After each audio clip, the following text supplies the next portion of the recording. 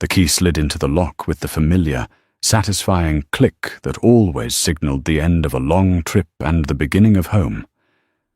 A weary smile touched Ilara's lips. 3 days in Boston felt like 3 weeks when she was 7 months pregnant. All she wanted was to shed her coat, sink into the worn leather of their armchair, and feel Liam's arms wrap around her and the precious bump she carried.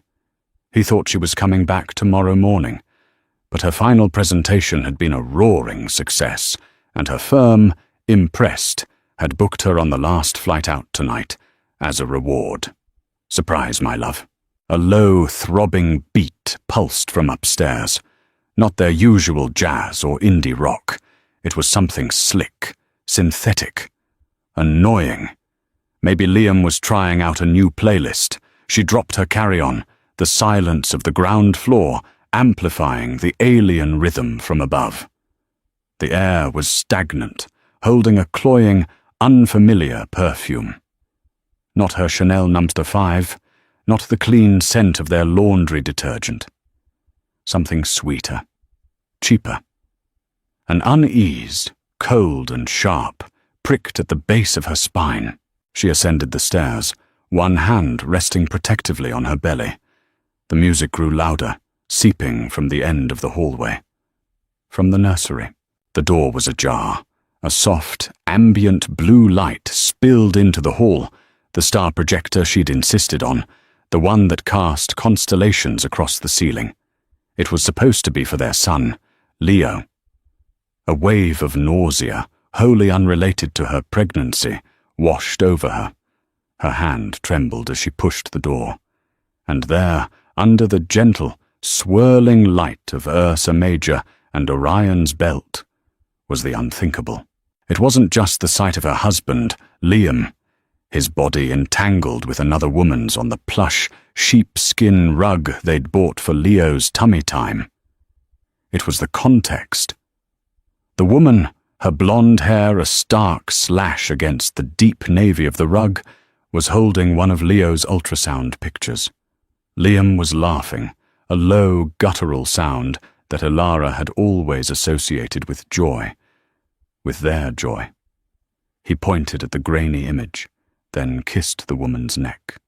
They were desecrating a sacred space, not just with infidelity, but with a casual, cruel mockery of the future Ilara was building in her own body. The future he was supposed to share. Her world didn't just crack, it atomized. The sound that escaped Ilara's throat was not a scream. It was a raw, guttural noise of an animal caught in a trap. It was the sound of a universe imploding. Liam's head snapped up, his eyes wide with a foolish, comical horror that would have been laughable in any other circumstance. The woman, whose face Ilara now recognized with a gut-wrenching lurch, Isabel Vance, from the Vayner account at Liam's firm, scrambled away from him, clutching the rumpled silk of her blouse to her chest. The ultrasound photo fluttered from her grasp and landed face down on the floor. A forgotten prophecy. "Ellie," Liam breathed, his voice a pathetic croak. He pushed himself up, fumbling with the waistband of his trousers. "Ellie, this isn't... I can explain."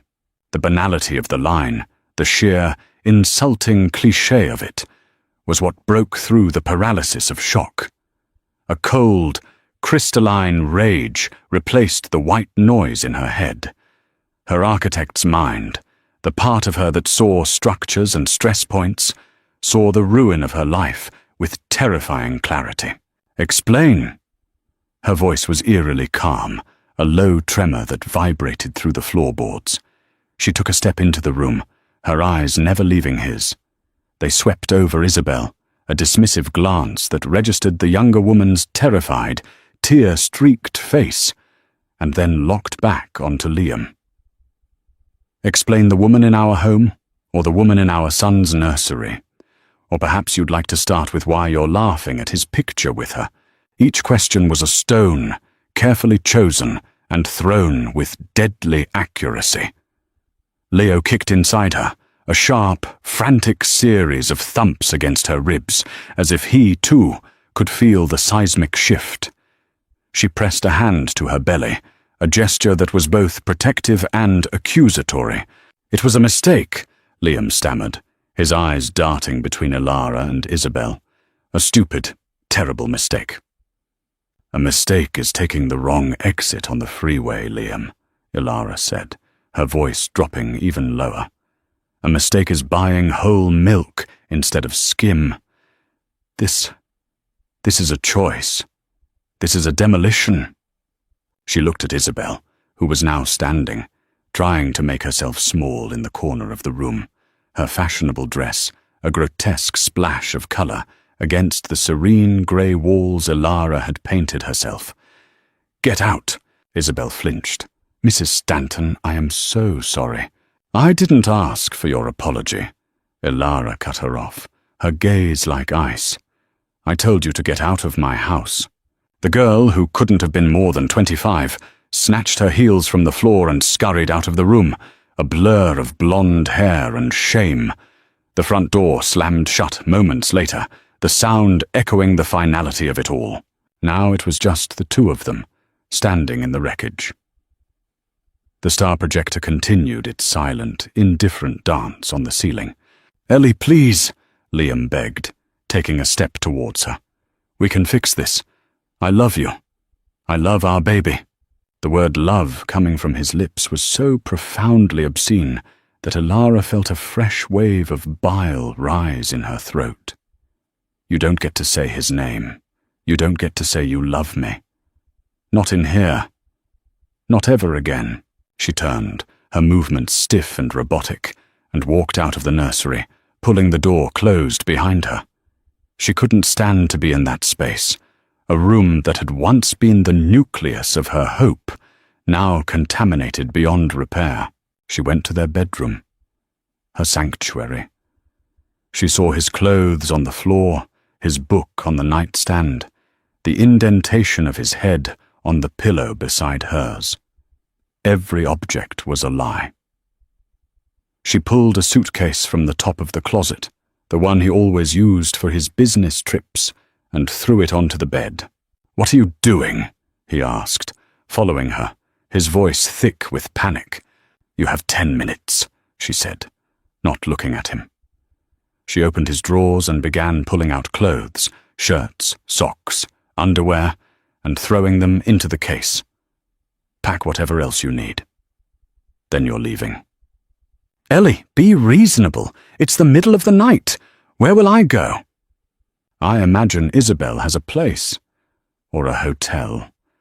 Frankly, Liam, your logistics are no longer my concern." Her calm was her armor. If she let a single crack appear, she would shatter into a million pieces. The baby was her priority now. Her body was his home, and she would not flood it with the poison of hysteria. Stress was bad for the baby.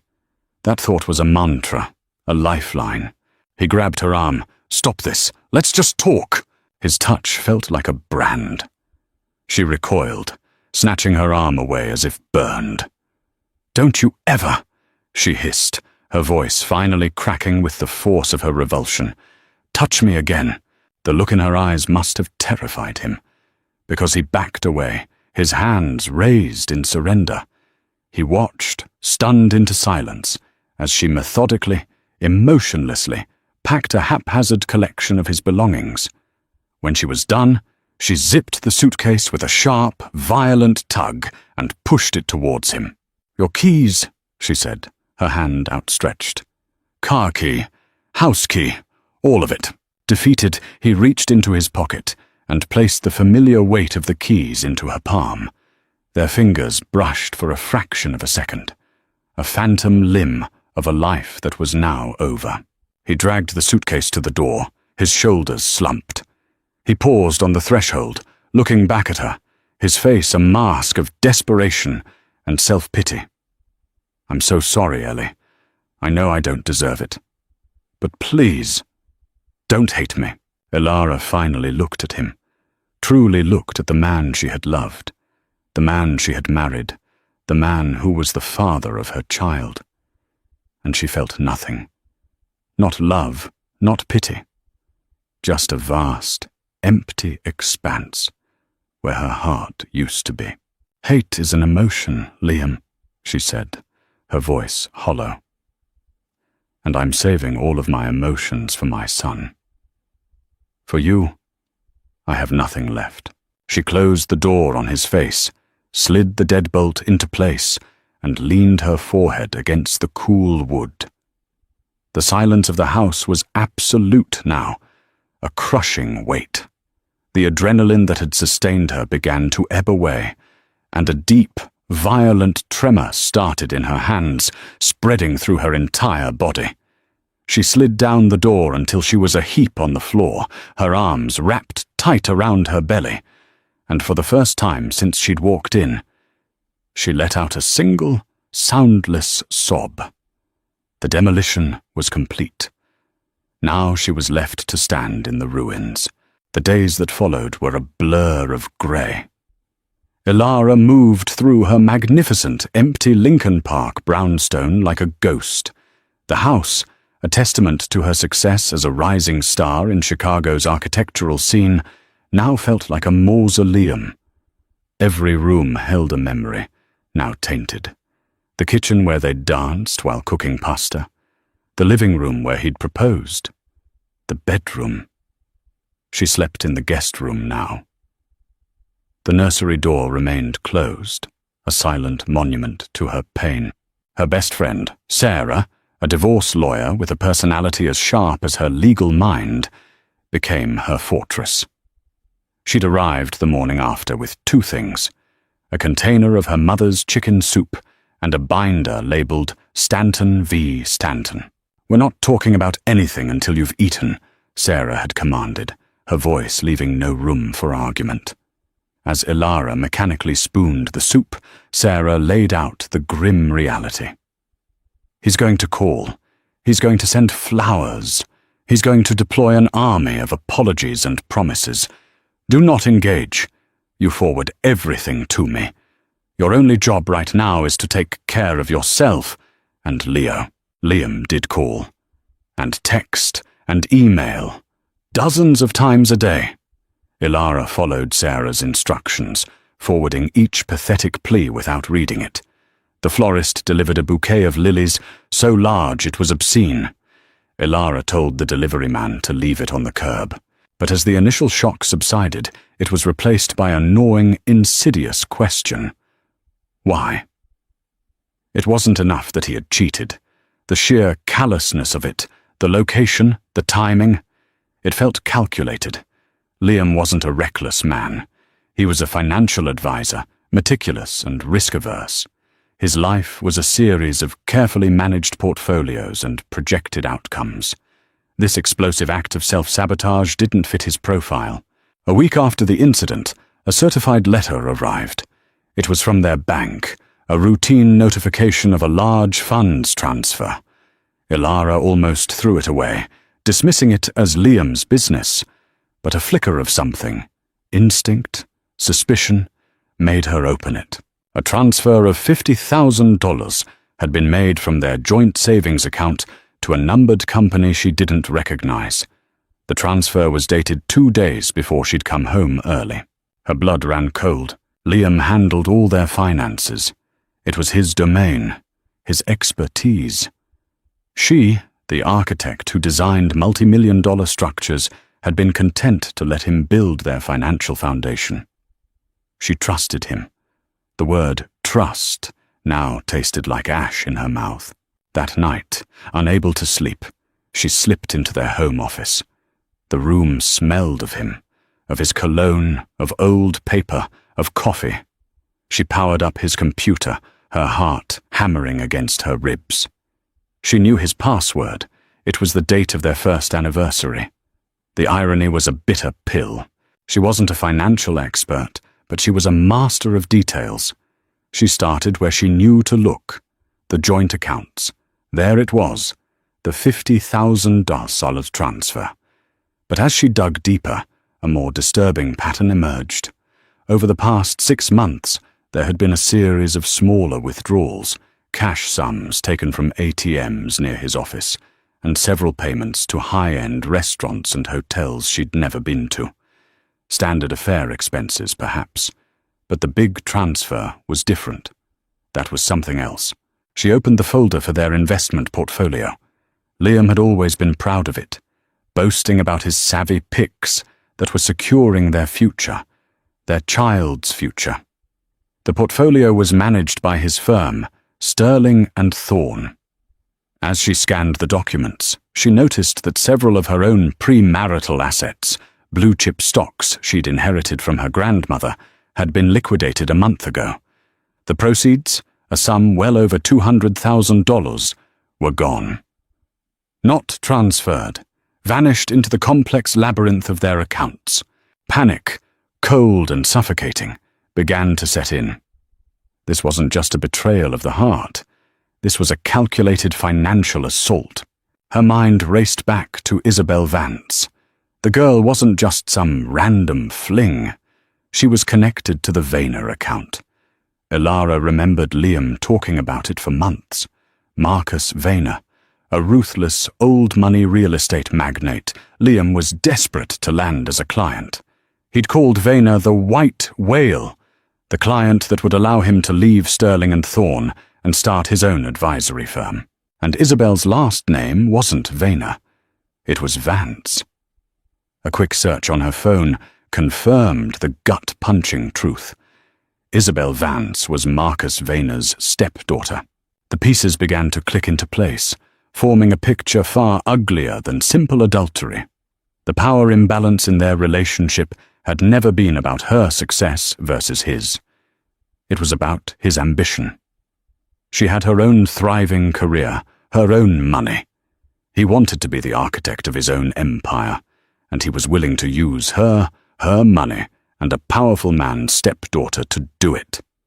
The affair wasn't the goal, it was leverage.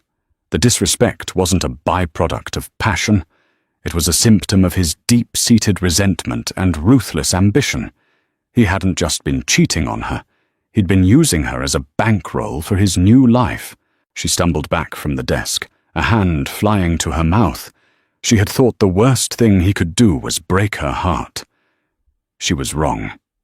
The worst thing he could do was try to break her, to dismantle her life piece by piece, leaving her with nothing but a baby and a mountain of debt while he sailed off into the sunset with a new client and a new life funded by her legacy. The image of him laughing in the nursery flashed in her mind, but this time it was different. He wasn't just laughing with his mistress, he was laughing at Elara, at her trust, at her naivety. He was laughing because he thought he had already won. The rage returned, but this time it wasn't hot and chaotic. It was cold, focused, and structural. He had started a demolition. But he had forgotten one crucial thing about his wife. Elara Stanton didn't just design buildings. She knew exactly where to place the charges to bring them down. 2 days later, Elara sat in a quiet, discreet coffee shop in the Gold Coast, a place so minimalist and expensive that it discouraged lingering. She had chosen it specifically for that reason.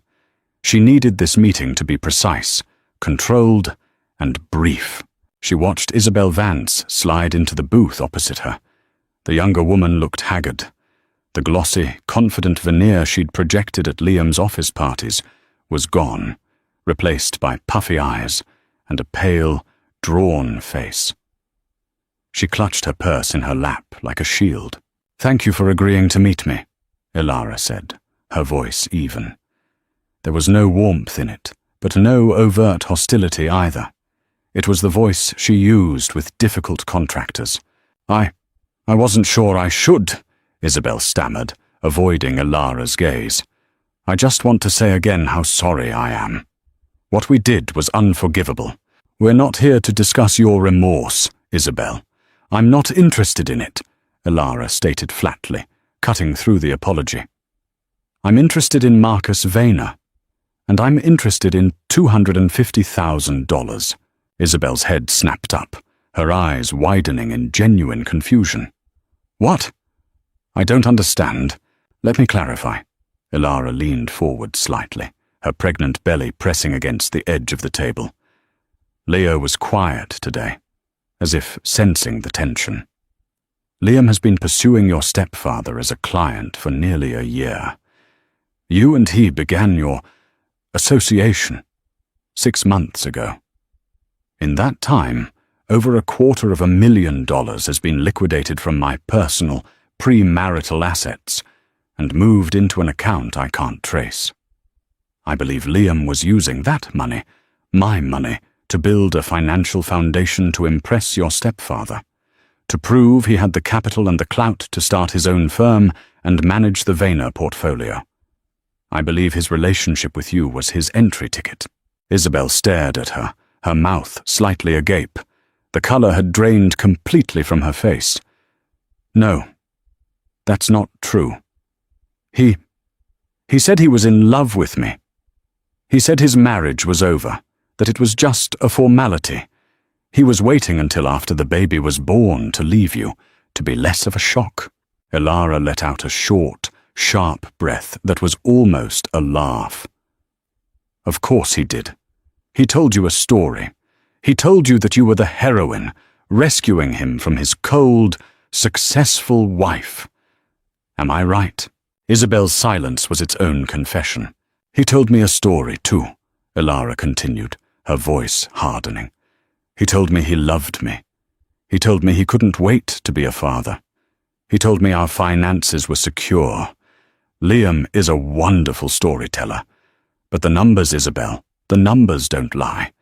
He wasn't leaving me for you. He was leaving me for your stepfather's money. You were a means to an end. A very convenient, very validating end. Tears welled in Isabel's eyes, and this time they looked real. Not tears of shame, but of humiliation. He said he was setting up a fund, a new venture, that the initial capital was from a silent partner. That was my grandmother's legacy, Ilara finished for her, her voice like steel. The money that was meant to pay for my son's college education. Isabel slumped back in the booth, the full weight of the manipulation hitting her. She had been a pawn, just like Ilara. A different kind of pawn, a willing one for a time, but a pawn nonetheless. The power she thought she held over Liam, the thrill of being chosen, was an illusion. She was just another asset he was leveraging. "What do you want from me?" Isabel asked, her voice barely a whisper. This was the critical moment. Ilara had spent the last 48 hours mapping this conversation out, designing it like a blueprint. I want to be made whole, and I want to ensure he cannot do this to anyone ever again. He used your connection to your stepfather to get in the door. He used my money as his buy-in. We are the two pillars of his entire scheme, and together we can bring it all down. Bring it down? How? If I tell my stepfather, he'll kill me. He already thinks I'm a disappointment. Being duped like this? Your stepfather is a businessman, isn't he?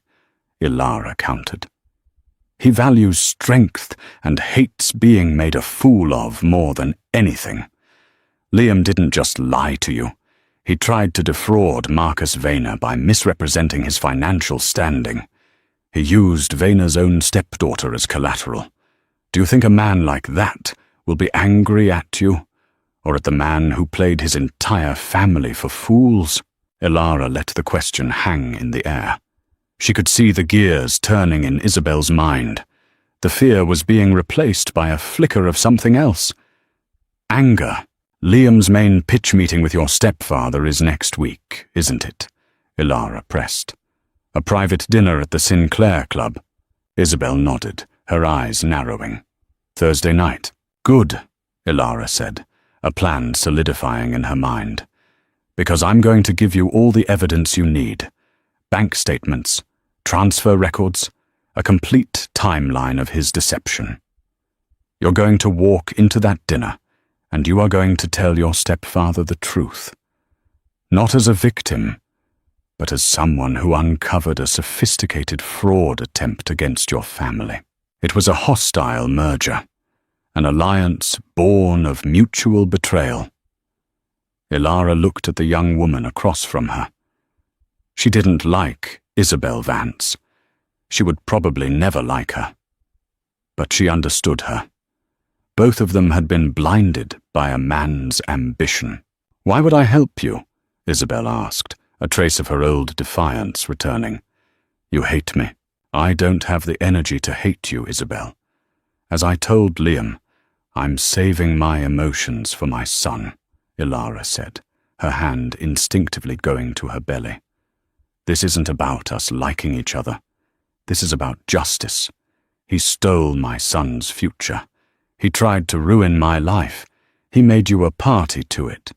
You can either be his accomplice, or you can be the person who exposes him. You can let him destroy you, or you can help me destroy him. Your choice." Ilara stood up, her part of the conversation over. She placed a crisp $50 bill on the table to cover their coffees. "My lawyer, Sarah Quill, will be in touch to provide you with a secure file," she said, looking down at Isabel. "You have until Thursday to decide which side you're on." Without another word, Ilara turned and walked out of the coffee shop, leaving Isabel Vance alone with the toxic truth and a choice that would define her future as much as it would Ilara's. The architect had drawn up the plans for Liam's downfall. Now she just needed her reluctant partner to help her light the fuse. The week leading up to the Sinclair Club dinner was a masterclass in controlled chaos. Ilara's brownstone transformed into a war room. Sarah, a whirlwind of legal pads and caffeinated fury, worked alongside her, poring over bank records and digital footprints. They were no longer just a pregnant architect and a divorce lawyer. They were forensic accountants, private investigators, and strategists plotting a corporate coup. "He's sloppy," Sarah muttered, highlighting a line on a credit card statement. He used the joint card to pay for the hotel room where he met Isabel the first time. The man's ego is so big he assumes no one would ever dare to look. Ilara, meanwhile, was a study in focus. Her grief and rage were channeled into a singular, crystalline purpose. She worked with the same methodical precision she used when designing a building, cross-referencing timelines, flagging inconsistencies, and building a narrative of fraud so clear and undeniable it was a work of art in its own right. She found the numbered company the 50,000 whilst had been funneled into, Stanton Future Ventures, LLC. The audacity of it made her stomach clench. He had used their name, their future, as the name for his escape vehicle. 2 days before the dinner, a tense silence fell over the war room. Isabel hadn't responded. "What if she bails?" Sarah asked, chewing on the end of her pen. "What if she gets scared and tells Liam everything?" "She won't," Ilara said, with a confidence she didn't entirely feel. "I didn't offer her a choice between me and Liam. I offered her a choice between being a victim and being powerful. A woman like Isabel, raised in the shadow of a man like Marcus Vayner, will always choose power." As if on cue, Ilara's phone buzzed. A message from an unknown number. "I'm in. Send the file, and tell me exactly what to say." Ilara's breath escaped in a slow, steady stream. The keystone was in place. She and Sarah spent the next 4 hours compiling everything into a secure, encrypted file. The liquidated stocks, the illicit transfers, the damning hotel bills, the timeline of the affair perfectly correlating with Liam's pursuit of the Vayner account. They even included a screenshot of the LLC registration, with Liam listed as the sole proprietor. The final piece of the puzzle was a short audio file. The day before, Liam had left her another voicemail, this one different. The groveling was gone, replaced by a desperate, wheedling tone. He'd mentioned the Vayner deal, how it was the culmination of everything, how if she could just lie low for a few more weeks, they would be set for life. He'd inadvertently confessed, tying his personal and professional betrayals together in a neat 45-second bore. Ilara sent the file to Isabel with a simple instruction. Wait for my signal. Thursday evening arrived, thick with the humid tension of a Chicago summer storm brewing over the lake. Ilara sat in her car, parked across the street from the opulent, ivy-covered Sinclair Club. She wore a simple black dress, the kind of elegant armor that made her feel invisible and powerful all at once. Her baby bump was a prominent, solid weight, a constant reminder of what she was fighting for. She watched as a black town car pulled up.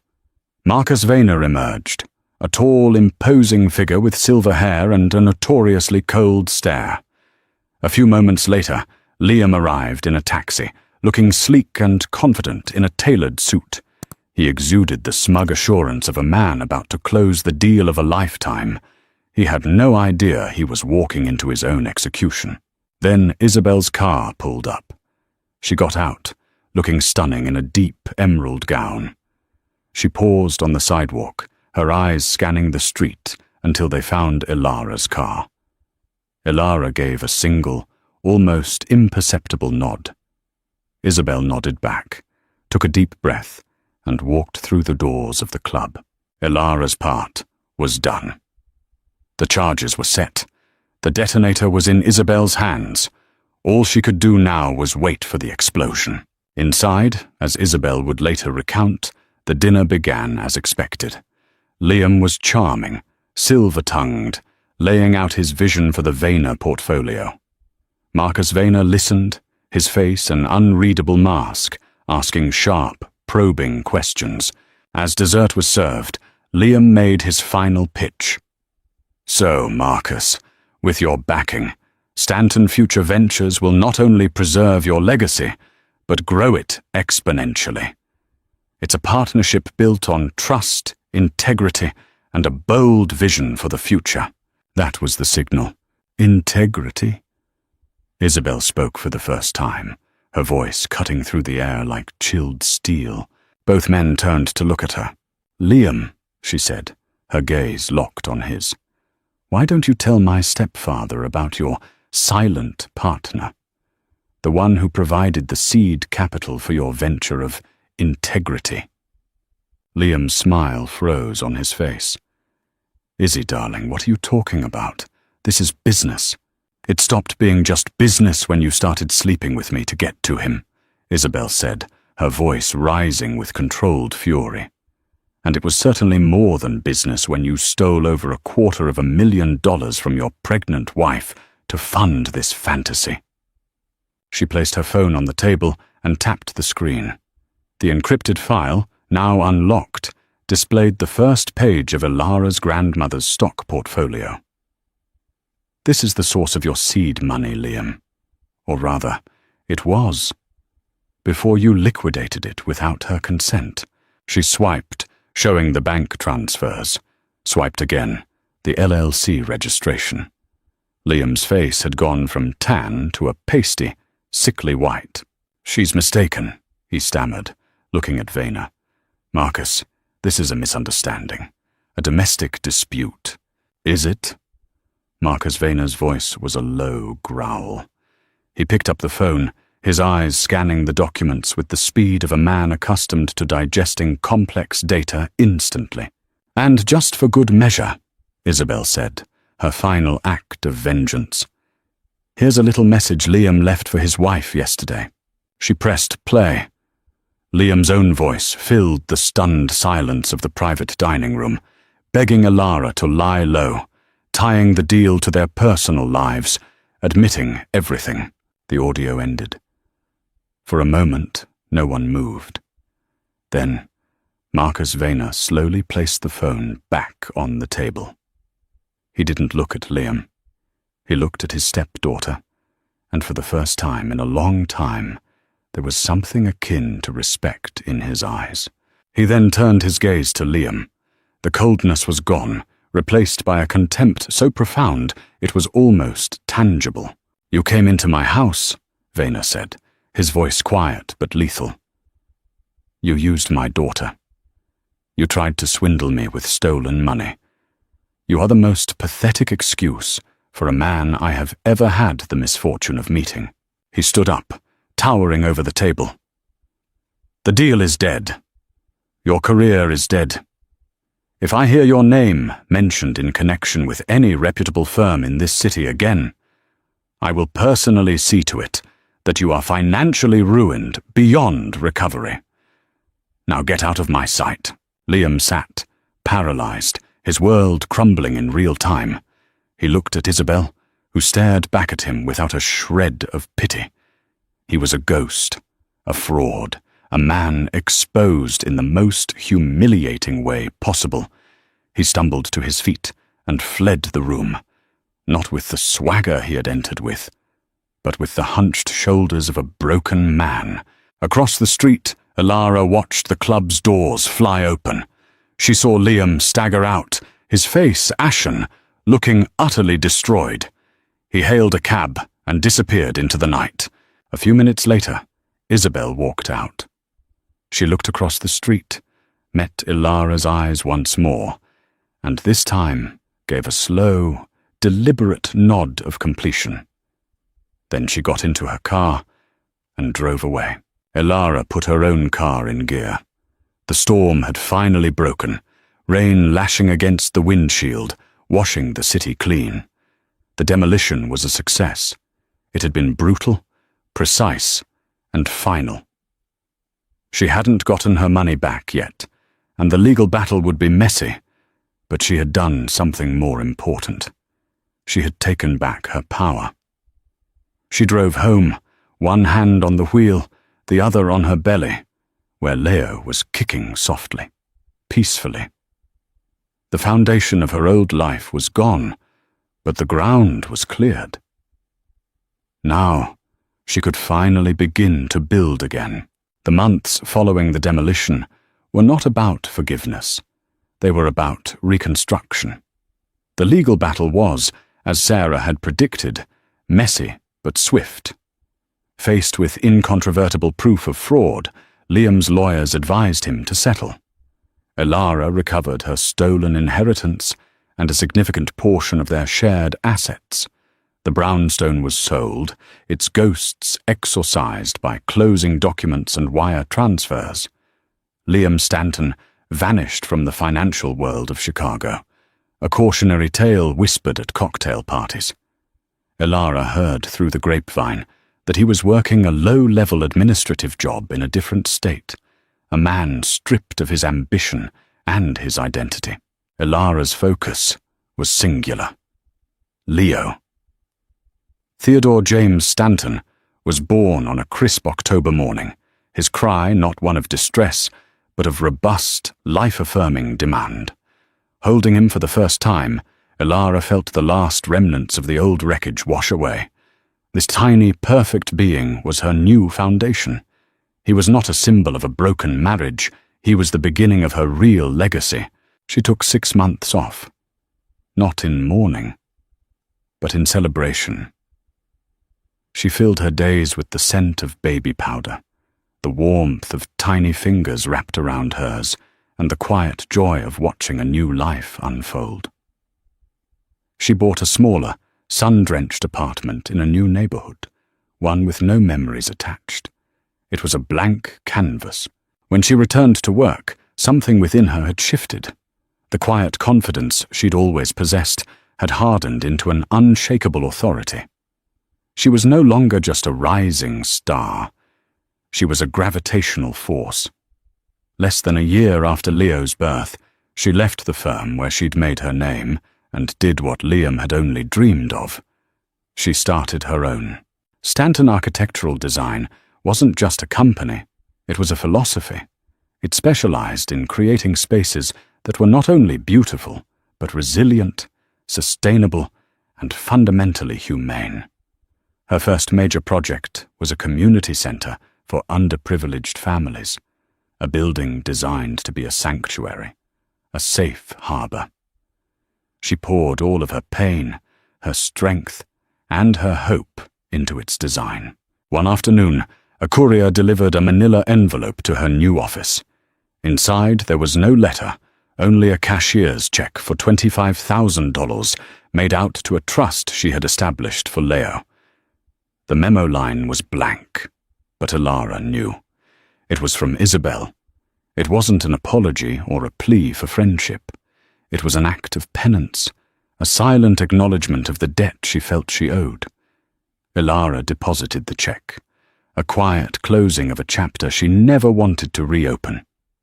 Later, she read an article in a business journal about Isabel Vance striking out on her own, launching a successful and legitimate tech startup focused on ethical data management, far from the shadow of her stepfather.